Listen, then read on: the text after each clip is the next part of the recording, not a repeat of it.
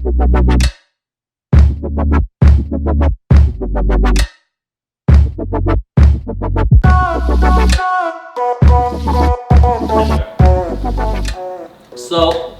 now here's the thing. When you start transitioning from freelancing to being an agency and having an agency, a team, there are a few mindset shifts that are really important, and it's really important to just have these mindsets from the start, right? Like you wanna just, even if you're a freelancer, you wanna have this in the back of your mind for when you do start hiring people.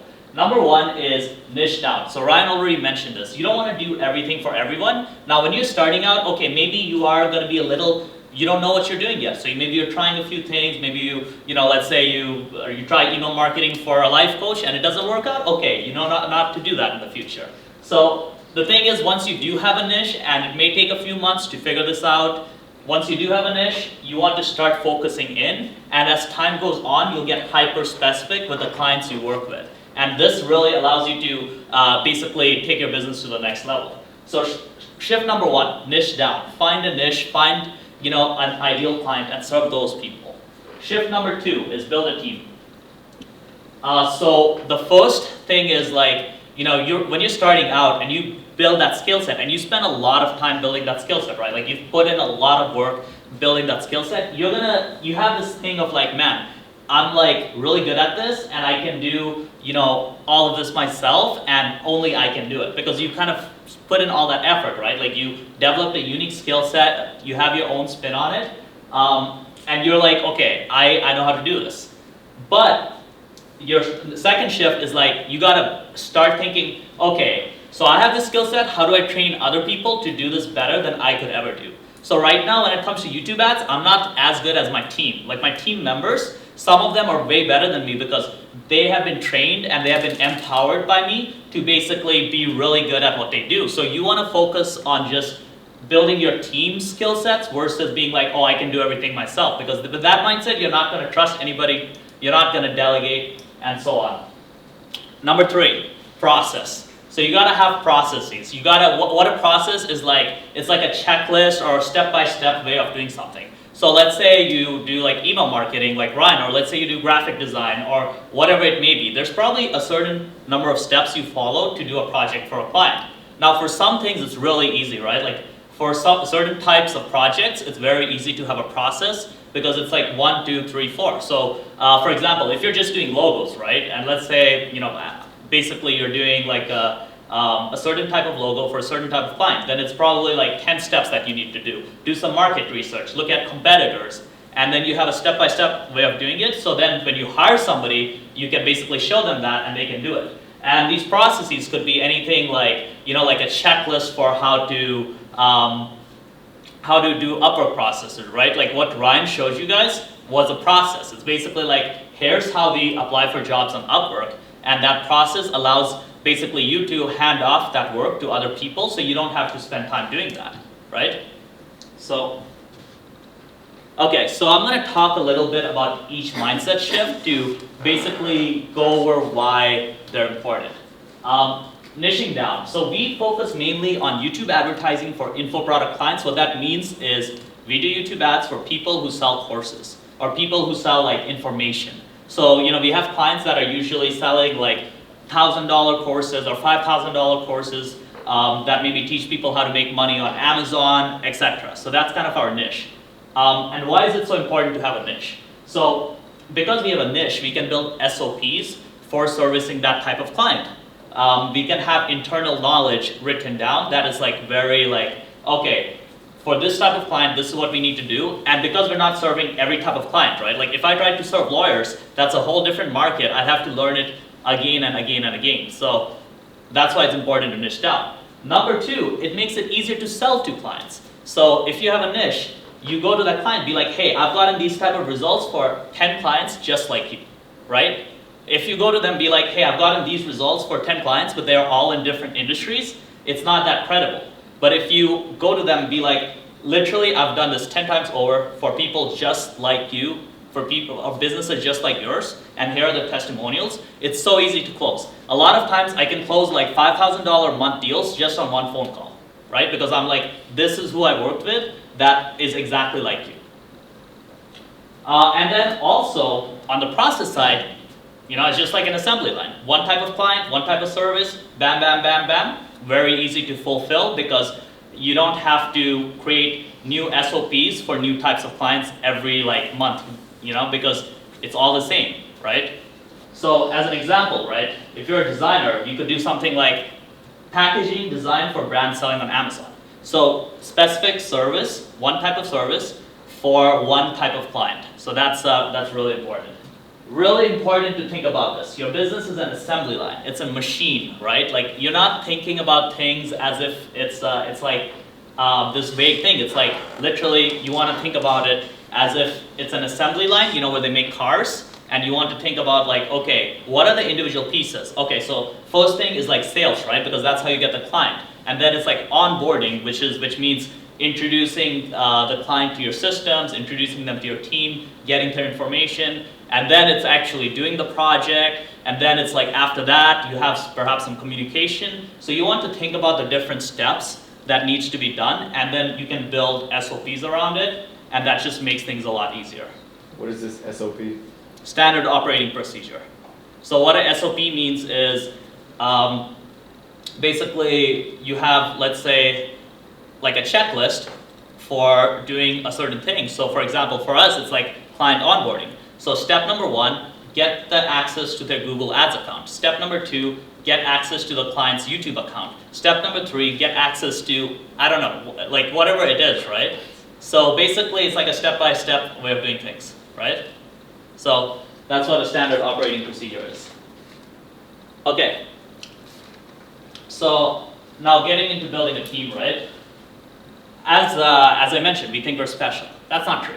Anybody can do what we can do with some training, right? So that mindset that what you do is so specialized is actually toxic if you want to build a team, right? Like it is good as a business to have that mindset, but if you think that, hey, I only do I do this type of thing and nobody else can do it like me, that's very bad, right?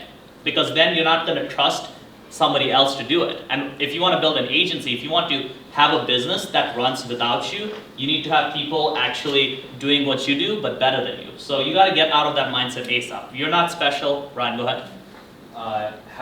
When should you hire your first employee? I will get into that. That'll be soon. Okay. So as you build an agency, the new mindset should be like, hey, how do I train people to do better than what I can do, right? How do I make people better than me? That's really important. And basically, it's a journey of getting more and more comfortable with delegation. Like even I struggle with it. Like sometimes I'm like, man, I don't know. Can I trust him with this? Like recently, one of my employees has been doing sales calls, and I was kind of like, hey, let me do the sales calls with you because I want to guide you. And he did 2 sales calls, and he's better than me already. So I'm like, okay, I'm done. I don't need to do this anymore. Again, process. So I wanted to go a little deeper into this whole process thing. So written down and organized, and I don't mean written down on paper. I mean like, let's say in Google Documents, or I use tools like Process Street. So there are different tools where you can put down all your processes and SOPs, right? So basically, there are a few different things you need to have processes for. One really important thing is sales. So you want to have different ways of having, basically you want to write down the way you do sales. So Upwork process is an example of that. Cold email, like you have a step-by-step process, right, Ryan, for that? Yeah, same here. So basically it's like you can bring a new employee in and they will follow your sales process to get those results, and you don't have to train them as much because it's already written down.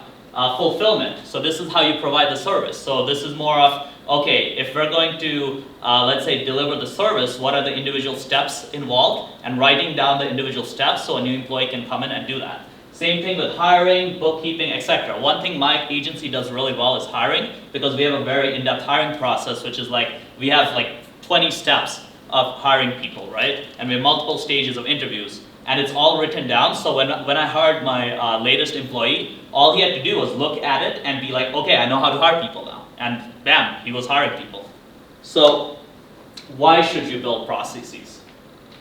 Okay, so you know you should build them with why, right? Another big reason is, obviously I mentioned the training. When you have it written down, it's very easy to be like, okay, follow this process, let me know if you have any questions, and it makes it easier to train new people. So when you hire a new employee and you're paying them a bunch of money, right? Like you're paying them, I don't know, $1,000, $2,000, $3,000, $4,000 a month, you don't want them to take 3 months to get onboarded. Now if you have like all these processes set up, they can learn way faster because it's just written down there. They follow it, they do it, you give feedback, and instead of taking 2 months, they learn it in 1 week.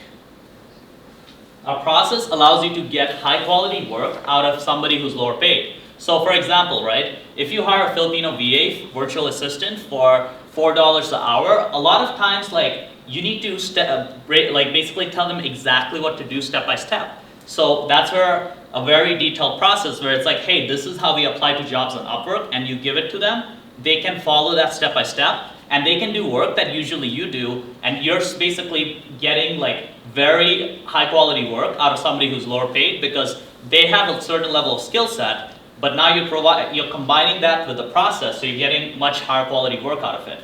So that increases your margins, your profit margin, like how much you make. Last thing, client satisfaction.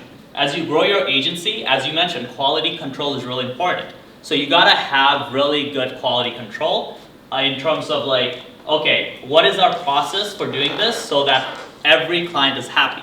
And the way you do that is, basically, okay, X, Y, Z steps for doing the service, Z step for checking the quality of the service done by a high-level employee, and you do this every single time. So again, keeping clients happy, it's all about process. And last thing is if you want to sell your agency in the future, right? Let's say you grow your agency, it gets bigger and bigger. If you have a lot of basically every single thing written down where you as a business owner can literally just disappear for a year and the business will keep running, then you can sell the business. If you don't have that, you can't sell it because they're not buying like a business, they're just buying kind of like the talent, right? Like they want to be able to buy like a certain way of doing things, and that's why having these processes would basically help you sell your agency. Does that last point kind of make sense? It's more of a, yeah. Do you use the same platform as Ryan to collaborate with your employees? We use Slack, and we also use a bit of Basecamp. And for processes, we use Process Street. Are you gonna email us that? I'm not taking any notes, so. procss.st. Process Street. What's the first process you should build? Your sales process. Which is, again, why Ryan focused 95% of his time on his presentation talking about sales, right? So without sales, you don't have anything. And I've learned this the hard way, right? Like, if you don't have sales, you are not going anywhere. So the first thing you do is build a sales process. What's a good sales process to build and implement? What Ryan just taught you in the last presentation.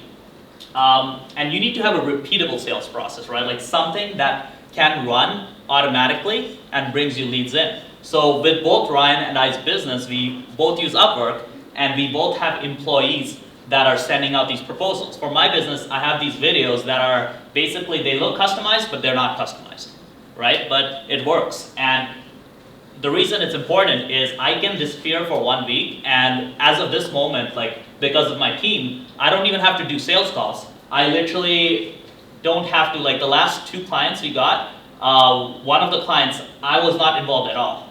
Actually, the last 3 clients we got, 2 of them, I wasn't involved at all. So that's why it's really important to have a sales process. And I'm not saying you need to have a crazy one. It could be you following the process, but if you have something, a system set up where it's like easy to follow and repeatable, then you're able to use that to get to the next level, right?